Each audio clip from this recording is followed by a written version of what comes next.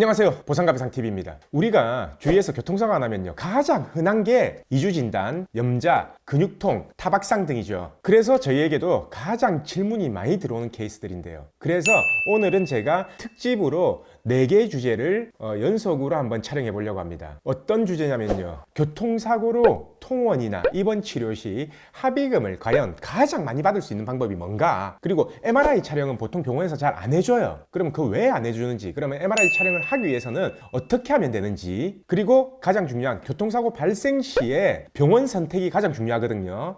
그러면 처음 병원 선택을 어떻게 하는지, 왜 중요한지, 그럼 나중에 그 병원 선택하고 합의금하고는 어떤 연관이 있는지에 대해서 오늘 1편, 2편, 3편, 4편으로 해서 연달아서 한번 진행을 해보겠습니다. 제가 준비한 이 4개 영상을 전부 다 보신 분들은요, 앞으로 이주 진단 시에 합의를 어떻게 해야 된다, 그리고 얼마를 받아야 된다 라는 거에 대해서는 완벽하게 파악할 수 있을 거고요. 더 이상 궁금증이 없게끔 제가 만들어 드리겠습니다. 자, 그럼 이제부터 저랑 같이 시작하시죠. 첫 번째 주제는 우리가 교통사고가 발생을 했어요. 보행은 가능한데 어디 통증이 있는 것 같아요. 입원할 시간은 없고 회사는 가야 되고, 그럼 통원 치료를 해야 되는데 내가 주위에서 들어보니까 통원 치료는 합의금을 작게 준다고 한다. 그럼 과연 내가 통원 치료를 했을 때 합의금을 정상적으로 받을 수 있을까? 그런 분들을 위해서 첫 번째 영상을 제가 준비했습니다. 보통 이런 분들의 궁금증은 이렇거든요. 통원을 며칠 정도 하면 되는지, 그럼 보험사 전화 오면 어떻게 말하면 되는지, 만약에 전화 안 오면 내가 전화를 해야 되는지, 이런 것들이 궁금하실 건데요. 제가 오늘 말씀드리는 거 이것만 다 들어도 이제는 인터넷 검색하실 필요 없습니다.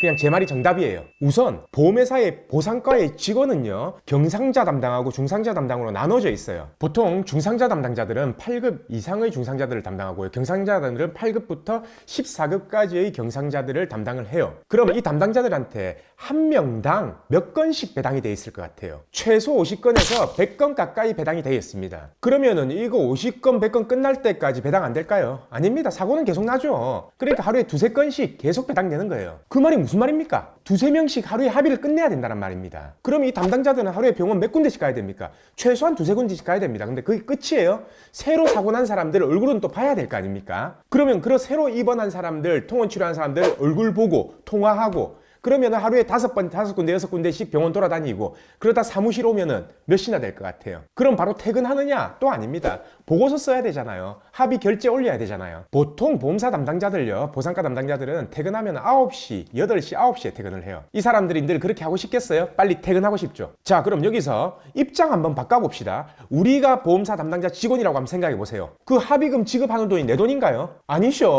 보험사 돈이죠. 이 돈 많이 지급된다고 내 월급 깎이나요? 아니죠. 내 월급 안 깎입니다. 돈 많이 퍼줘도 됩니다. 대신 근거는 있어야죠. 돈 많이 나가도 안 무서워요. 왜냐? 내 돈이 아니니까. 그러면 보험사 담당자는 나는 뭐가 무섭냐? 민원이 무섭습니다. 집에 빨리 퇴근 못하는 게 무서운 거예요. 12급, 14급 2주 나왔는데 3-4개월씩 주구장창 하면서 매일 전화 오고 따지고, 여기 지불보증 넣어달라, 저기 지불보증 넣어달라, 이런 피해자들이 무서운 겁니다. 오히려 이런 사람들은 합의금 많이 못 받습니다. 왜냐? 이 사람들은 치료 2-3개월 충분히 했거든요. 그 다음부터는 병원에서 치료를 안 받아요. 왜? 치료비를 못 받으니까. 이제 치료할 만큼 했다는 거죠. 이제 병원 안 오셔도 됩니다 라고 하기 때문에 보험사 담당자들도 이제는 그쯤 되면 그 사람들은 앞으로 전화 안 올 거다라는 거기 때문에 이제 포기를 해버린다라는 거예요. 그러면은 약관에서 계산된 그 금액만 주고 만다라는 겁니다. 그럼 약관에서 정해진 그 금액이 얼마냐? 보상 12급, 위자료 15만 원에서 20만 원, 그 사이죠. 통원 치료했을 때 하루에 8,000원씩 교통비 지급하는 거, 그게 끝입니다. 왜냐? 치료비는 보험사에서 병원으로 바로 지불을 했잖아요. 예를 들어서요, 사고가 나고 2주 진단을 받았는데 토, 일 빼고 매일 물리치료를 다녀요. 한 달 동안. 그러면은 22일이죠. 근데 초지는 2주 나왔잖아요. 그러면 치료받는 병원이 한의원이든 개인의원이든 종합병원이든 뭐 척추 전문병원이든 이제는 오지 말라고 합니다. 그럼 이제 우리 입장에서는 합의를 봐야 되잖아요. 그래서 합의 보려고 하면은 보험사는 위자료 20만 원에 22번 통원 치료했기 때문에 하루에 8,000원씩 곱하면은 18만 원이니까 총 38만 원이 계산됩니다. 예, 38만 원 드릴게요. 이렇게 하는 겁니다. 그럼 우리는 할 말 있죠. 나 물리치료 받는다고 일 못했다. 그 일 못한 대가는 안 주냐? 네, 그건 안 줘도 됩니다. 왜냐? 법원에서도 입원을 안 하고 통원 치료한 경우에는 일실수익으로 인정하지 않습니다. 그럼 또 우리는 이렇게 생각하죠. 네가 그런 식으로 하면 난 다시 입원할란다. 근데요, 교통사고 나고 나서 일주일이 지나고 나면요, 입원시켜주는 병원 없습니다. 뭐 예를 들어서 디스크가 갑자기 터졌다 이런 경우 말고는, 아니면은 모르던 진단명이 갑자기 발견됐다 그런 경우 아니고서는 입원 안 시켜줍니다. 그래서 그쯤 되면 보험사는 38만 원이 계산되는데 제가 12만 원 더 해서 그냥 50만 원 드릴 테니까 합의 보시죠 이렇게 하는 겁니다. 그리고 이제는 치료하시든지 합의 보든지 알아서 하세요. 저는 이제 뭐 모르겠습니다. 보험사가 그렇게 했을 경우는 이제 방법이 없어요. 왜냐? 이건 소송 가도 100만 원 못 받으니까요. 물론 몸이 계속 아프면 계속 치료받아야죠. 보상이 문제입니까? 돈이 문제예요. 근데 오늘은 제가 합의금을 가장 많이 받는 방법을 알려드린다고 했기 때문에 그 방법만 알려드릴게요. 보통 합의금이 가장 많이 나가는 시기를 알아야 됩니다. 합의금이 가장 많이 나가는 시기는 월 말이에요. 왜냐? 월 말에 모든 걸 보험사에서 센터에서 정산을 하기 때문에 보험사도 담당자들도 그 월 말에 맞춰서 다 끝내려고 하는 겁니다. 그렇다고 월 초에 사고 났는데 그럼 월 말까지 끌어보자 해서 계속 치료받다가 질질 끄면 보험사는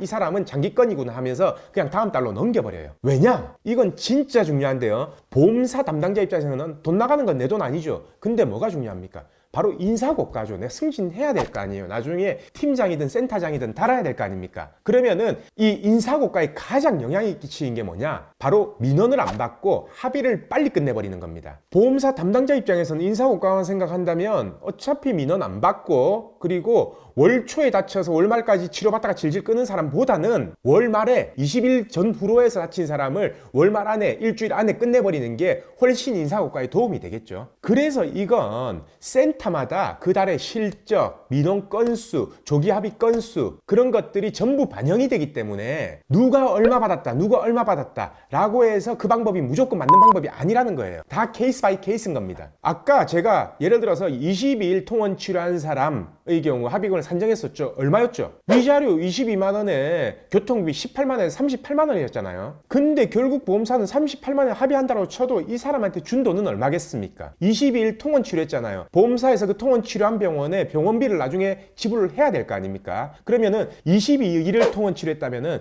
최소한 안 돼도 100만 원 됩니다. 그럼 결국 내가 사고 나고 이 사람이 사고 남으로 해서 보험사는 38만 원을 지급한 게 아니라 138만 원을 지급하게 된 거예요. 만약 이 사람이 MRI까지 찍었다라고 얼마가 추가될까요? 최소 50만 원 추가되겠죠. 그러면은 188만 원을 지급하게 돼버린 겁니다. 근데 만약에 MRI 촬영했다가 이상 나왔다, 다른 진단을 받았다. 그러면 훨씬 뛰는 거겠죠. 다른 진단을 안 받았다 하더라도 보험사는 이 사람이 다친 걸로 인해서 38만 원이 아닌 188만 원을 지급하게 된 거라는 겁니다. 결론은 이거는 교통사고가 나고 내가 이 사람이 치료를 받겠다라는 의지가 있는 한 절대 안 변하는 사실이에요. 무슨 말이냐? 보험사는 한 사람이 다치면 무조건 지불해야 되는 비용이 이 비용이라는 겁니다. 그러면은 내가 치료를 안 받으면 내가 최대한 요구할 수 있는 금액이 얼마죠? 뭐 계산 다 되시죠? 그래서 보험사 직원한테 그냥 단도직입적으로 얘기를 하세요. 얼마 주면 합의를 하고 그냥 내가 알아서 치료를 하겠다. 입장 바꿔서 우리가 보험사 직원이면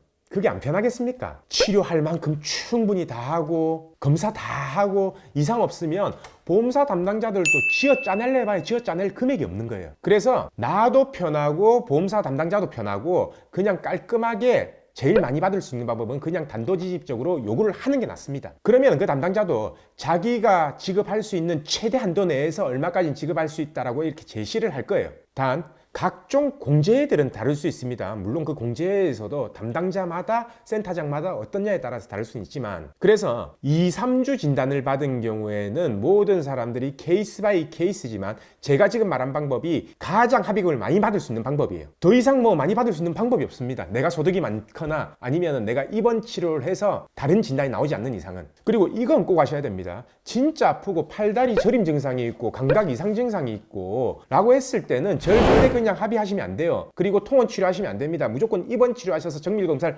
꼭 받아보셔야 됩니다. 근데 내가 MRI를 찍으려고 하는데 병원에서 허락을 안 해준다, 안 찍어준다 라고 했을 땐 그럼 어떻게 해야 될까요? 혹시 MRI를 찍어서 추가 진단이 나와서 더 치료를 해야 되는 상황이 있거나 합의금을 더 많이 받아야 되는 상황이 있다라면은 꼭 촬영을 해야 될 거 아닙니까? 그래서 다음 2편에서는 이 MRI를 안 찍어줄 경우 어떻게 해야 되는지, 그리고 어떻게 하면 찍을 수 있는지에 대해서 바로 이어나가도록 하겠습니다. 잠시 후에 2편에서 뵙겠습니다.